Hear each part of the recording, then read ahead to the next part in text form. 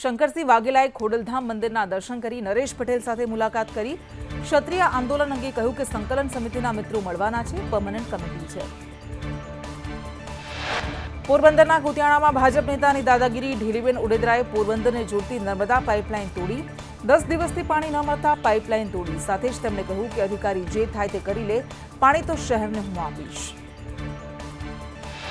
ઈડર એપીએમસીમાં ગેરકાયદે ભરતી થયાની ભાજપના પૂર્વ પ્રમુખ પીસી પટેલની રજૂઆત.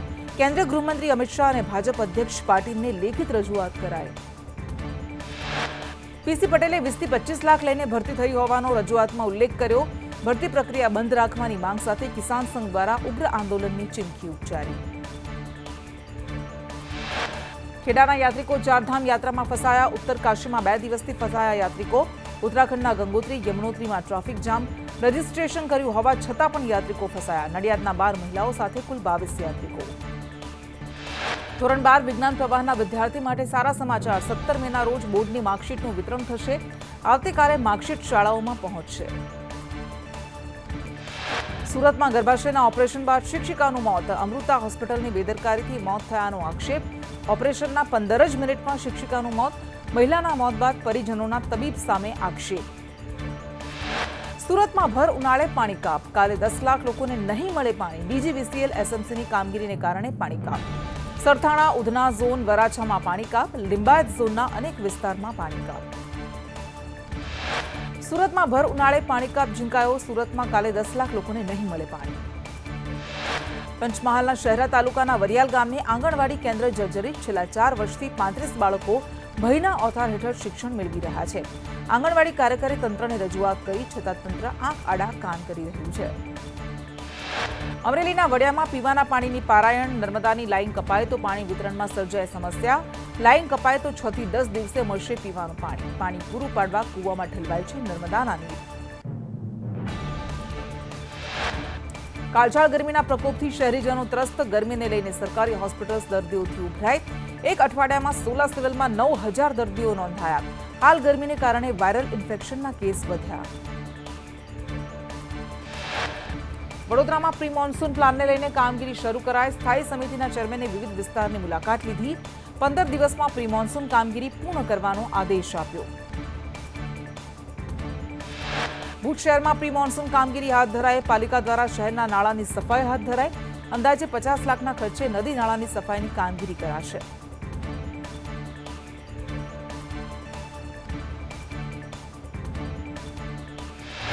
મહીસાગરમાં 75 વર્ષના વૃદ્ધે લગ્ન કર્યા. 75 વર્ષે જાન જોડીને પરણવા જતા ચર્ચાનું કેન્દ્ર બન્યા. આખું ગામ દાદાની જાનમાં જોડાયું. ખાનપુર તાલુકાના અમેઠી ગામે યોજાયા લગ્ન. અમદાવાદના પ્રહલાદનગરમાં શેલ પેટ્રોલ પંપ પાસે બિલ્ડિંગમાં આગ લાગી. 9મા માળે લાગેલી આગ 10 અને 11મા માળે પ્રસરી ગઈ હતી. બિલ્ડિંગમાં કામ કરતા કર્મચારીઓમાં અફરાતફરી મચી. ફાયર વિભાગે 64 થી વધુ લોકોનું રેસ્ક્યુ કર્યું. અમદાવાદમાં એએમસીના વાહન ડ્રાઈવર બેફામ. બીઆરટીએસ રેલિંગ તોડી એએમસી ટ્રક ડ્રાઈવર ફરાર. ડ્રાઈવર પાસે લાયસન્સ ન હોવાનો આક્ષેપ. અમદાવાદ દેત્રોજમાં પોલીસ કોન્સ્ટેબલનો આપઘાત. કોન્સ્ટેબલ હાર્દિકે નર્મદા કેનાલમાં જંપલાવી જીવન ટૂંકાવ્યું. પોલીસ વિભાગના શોકની લાગણી પ્રસરી. મૃતદેહને પોસ્ટમોર્ટમ માટે ખસેડાયો. કેડેલાના રાજીવ મોદી સામે દુષ્કર્મના આક્ષેપનો મુદ્દો. પોલીસે એ સમરી રિપોર્ટ ખોટી રીતે ભર્યાની રજૂઆત. એ સમરી રિપોર્ટ રદ કરવા પીડિતાએ કોર્ટમાં અરજી કરી. પીડિતાની અરજી પર 18 મેના રોજ કોર્ટે ચુકાદો આપશે. અમદાવાદમાં હોમગાર્ડ જવાને રાજસ્થાનની યુવતીની મદદના બહાને તેના પર દુષ્કર્મ આચર્યું. નાના ચિલોડામાં બસમાં બેસાડવા માંગી હતી મદદ. બસ ચૂકી જતા યુવતી હોટલમાં રોકાઈ હતી. હોમગાર્ડ જવાને પણ હોટલમાં જઈને દુષ્કર્મ કર્યું. રાજકોટમાં હની ટ્રેપમાં યુવકના આપઘાત મુદ્દે મેટોડા પોલીસ સેક્શનમાં આપઘાત માટે મજબૂર કરનાર જીઆરડી જવાન રાહુલ બકડા અને યુવતી સામે ફરિયાદ નોંધાવી. મેટોડા પોલીસે આરોપીઓની શોધખોળ શરૂ કરી. મોરબીમાં જ્વેલર્સમાં કરોડોની ઉચાપત. કર્મચારીઓએ દાગીના બારોબાર વેચી 1,56 લાખની કરી ઉચાપત. એક મહિલા સહિત 5 સામે ફરિયાદ દાખલ. પોલીસે 4 આરોપીઓની ધરપકડ કરી. સુરતમાં હિન્દુ નેતાની હત્યાના ષડયંત્રમાં બિહારથી પકડાયેલ આરોપી શહેનાઝને લઈને તપાસ. સુરત ક્રાઇમ બ્રાન્ચની ટીમ નેપાળ જશે. શહેનાઝ પાસે 2 દેશની નાગરિકતા હોવાનો ખુલાસો. નાગરિકતાની ખરાઈ કરવા માટે પોલીસ નેપાળ જશે. સુરતમાં હિન્દુ નેતાની હત્યાના ષડયંત્રને લઈને તપાસ તેજ. પોલીસે જિલ્લાના 7 યુવકોની પૂછપરછ કરી. આરોપી મૌલાના સોહેલ અબુ બકરના કનેક્શનમાં હતા. કોમી વૈમનસ્ય ફેલાવવાની સોહેલની પ્રવૃત્તિ અંગે તપાસ. આણંદમાં શેતરંજી કૌભાંડમાં 9 વર્ષ બાદ ચાર્જશીટનો આદેશ. આણંદમાં 243 આચાર્યો સામે ચાર્જશીટનો આદેશ. 2014-15માં સરકારે ફાળવેલી ગ્રાન્ટમાં કૌભાંડ થયું હતું. તપાસ દરમિયાન 243 આચાર્યોની સંડોવણી ખુલી હતી. દ્વારકામાં 15 વર્ષીય સગીરાનું અપહરણ થયાની ઘટના સામે આવી. વિજય નામના શખ્સ સામે નોંધાઈ ફરિયાદ. મણિપુર હાબડી ગામનો બનાવ. પોલીસે આરોપીને પકડવા તજવીજ હાથ ધરી. સમગ્ર રાજ્યમાં 24 કલાકમાં વીજળીના કડાકા સાથે મધ્યમ વરસાદની આગાહી. આજે અમદાવાદ અને ગાંધીનગરમાં વરસાદની આગાહી. વરસાદને જોતા હવામાન વિભાગ દ્વારા યલો એલર્ટ જાહેર કરાયું. આજે 30 થી 40 કિલોમીટર પ્રતિ કલાકની ઝડપે પવન ફૂંકાઈ શકે. આવતીકાલે રાજકોટ, ભાવનગર, ગીર સોમનાથ, દ્વારકા, અમરેલી સહિત સમગ્ર સૌરાષ્ટ્રમાં વરસાદની આગાહી.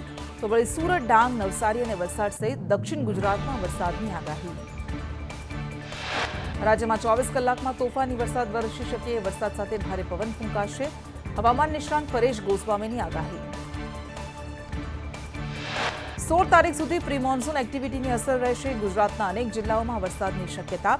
17મીથી હીટવેવનો નવો રાઉન્ડ શરૂ થઈ શકે. સુરતના ઉમરપાડામાં ધોધમાર વરસાદ. નવા ચકરા, સુખખટડા, ચૌડામાં વરસાદ પડ્યો. શાકભાજી, ડાંગર સહિતના ઊભા પાકોને નુકસાન. વલસાડના તિથલ બીચ પર ભારે પવન ફૂંકાયો. ભારે પવનને કારણે બીચ પરના સ્ટોલ ધારકોનો સામાન હવામાં ઉડ્યો. સ્ટોલ પર લગાવેલ પડદા પણ ઉડી ગયા. 2 દિવસથી જિલ્લાના વાતાવરણમાં પલટો જોવા મળ્યો. વલસાડ જિલ્લામાં બીજા દિવસે વરસાદ. વલસાડ અને આજુબાજુના વિસ્તારોમાં વરસાદ વરસ્યો. વલસાડ જિલ્લામાં કેરીના પાકને નુકસાનની સ્થિતિ.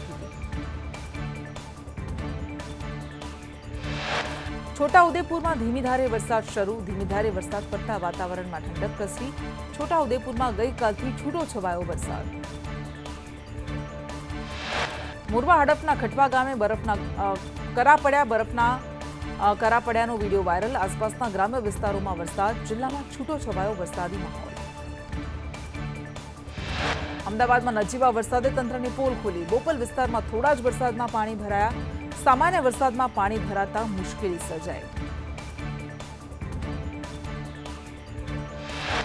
બોપલમાં એએમસીનો પ્રી મોન્સૂન પ્લાન વરસાદી પાણીમાં ધોવાઈ ગયો. મુખ્ય માર્ગ પર પાણી ભરાતા વાહન ચાલકોને હાલાકી.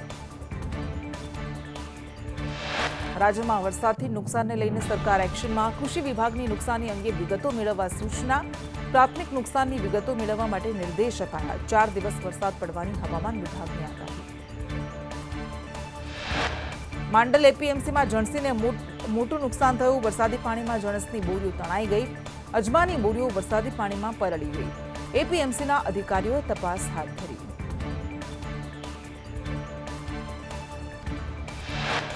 સાણંદ એપીએમસીમાં પાક પલળી ગયો. ધોધમાર વરસાદમાં ડાંગર પલળ્યો. પાક પલળતા વેપારીઓને લાખોનું નુકસાન. સુરતના ઓલપાડના કુંભારી ગામે વરસાદનો કહેર. ખેડૂતોના મોઢે આવેલ કોળિયો છીનવાઈ ગયો. ખેડૂતોની સરકાર પાસે વળતરની માંગ. સુરતના હાથીસા ગામે વરસાદથી ડાંગરમાં નુકસાન. 50 વીઘાથી વધુનો પાક વરસાદમાં ધોવાયો. ખેડૂતો પાકને સૂકવવા માટે મથામણ કરી રહ્યા છે. ડાંગરના ભાવમાં 50% ફટકો પડશે.